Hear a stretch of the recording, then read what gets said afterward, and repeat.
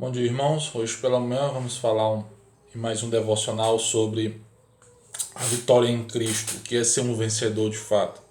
Temos muito ouvido falar no nosso dia a dia sobre vitórias e derrotas. Muitas pessoas têm falado nesse sentido. Então, por mais difícil e sofredora que seja a vida de um cristão, ele é um vencedor de fato. E essa vitória não é meramente um pensamento positivo, não é simplesmente uma filosofia de autoajuda ou uma terapia da psicanálise. É um fato espiritual conquistado por Jesus Cristo e transmitido para todo aquele que nele crê. Esta é a vitória da qual o cristão já possui e ele é um vencedor.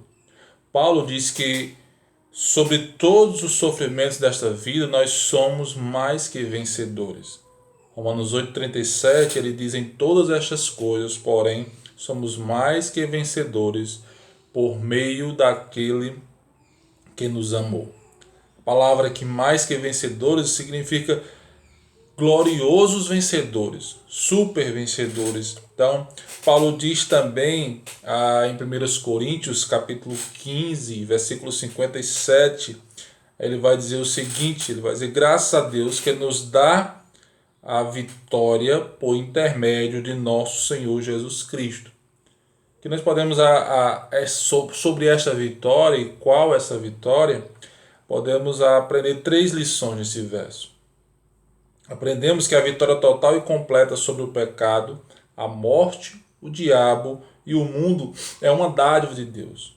É um presente de Deus. A vitória foi conquistada por Cristo e nos é assegurada somente pelo sacrifício de Jesus.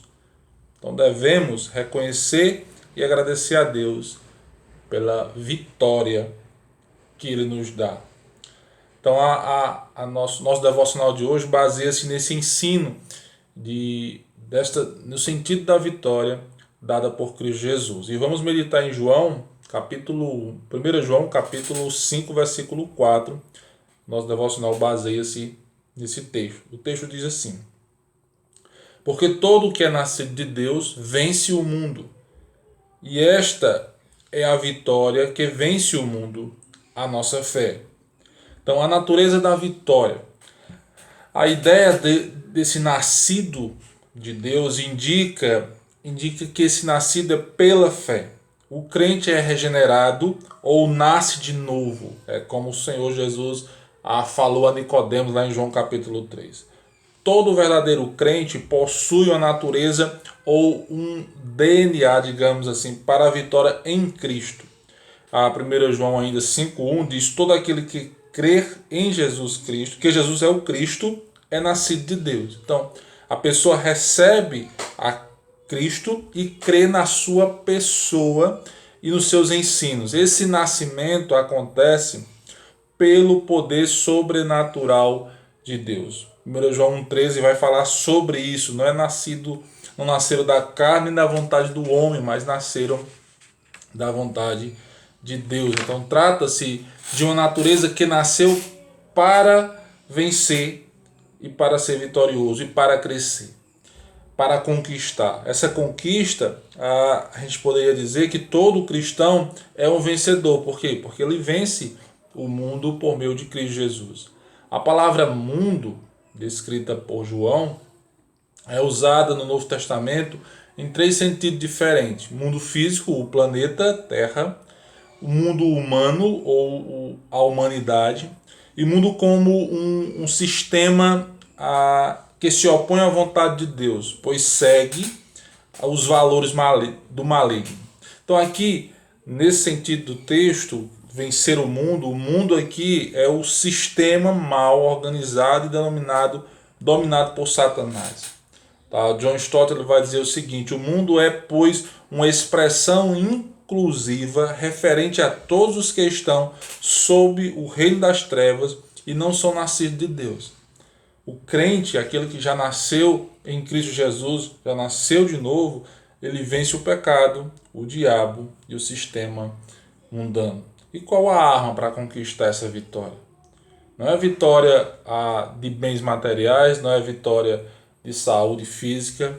Todos nós estamos sujeitos a adoecer, a passar por problemas nessas áreas também. Mas qual é a arma para conquistar essa vitória? É a fé. É o instrumento que nos dá acesso à vitória em Cristo Jesus. Então, quem é, digamos assim, o que vence o mundo, senão aquele que crê em Jesus Cristo, o Filho de Deus? 1 João 5, 4 e 5. Então, trata-se da fé salvadora, essa ideia aqui de vitória, de vencer o mundo, que Deus dá ao crente a fim de que eu mesmo receba a salvação. Esta é a maior vitória, essa é a maior recompensa. Então, o justo, aquele que é justificado por Deus, vive e sobrevive por causa da fé em Deus. A prova da nossa vitória, João declara que quando amamos de fato a Deus, damos provas de que somos vitoriosos. Veja comigo os versículos 1 ao 3 de 1 João capítulo 5.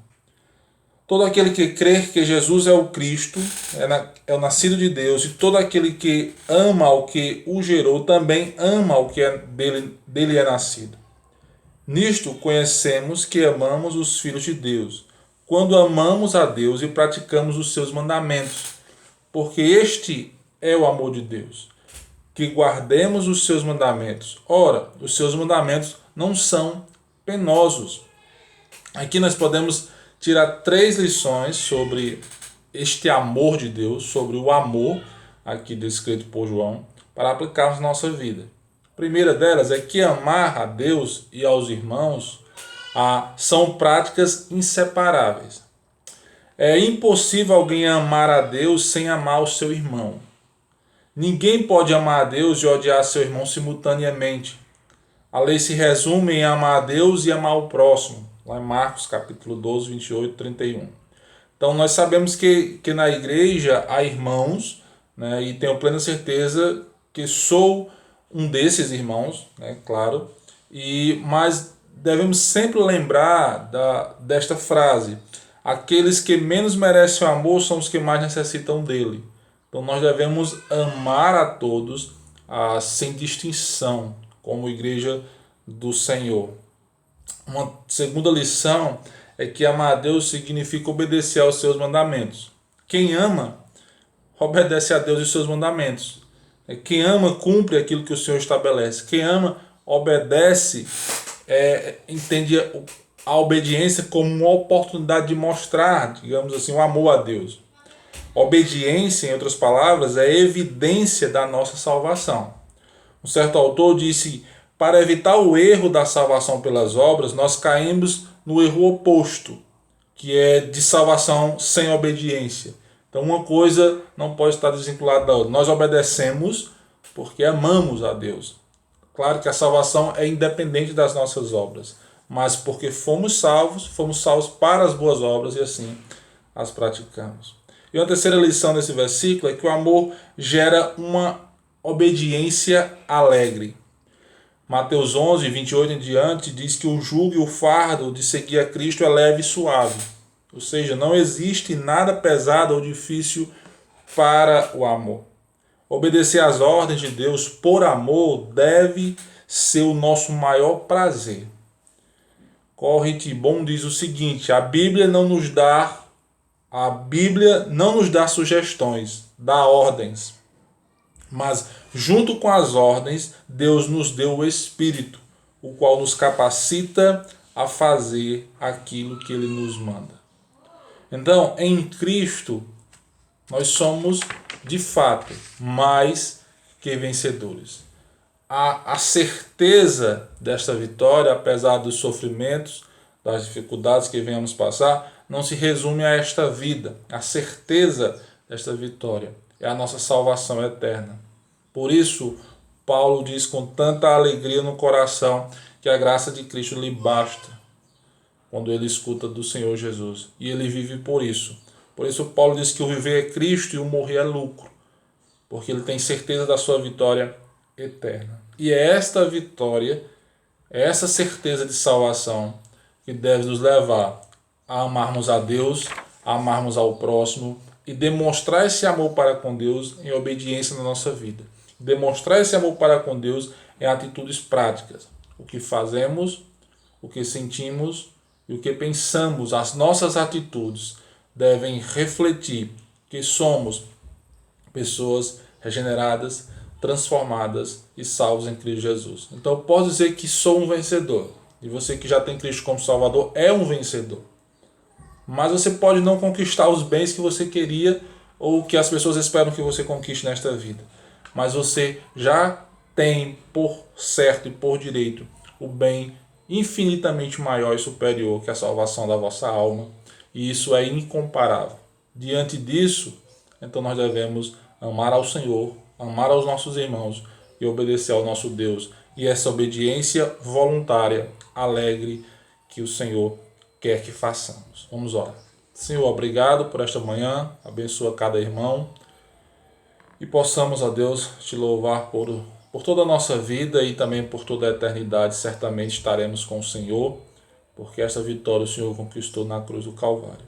Obrigado, meu Deus, pela salvação mesmo sem merecermos. Em nome de Jesus. Amém.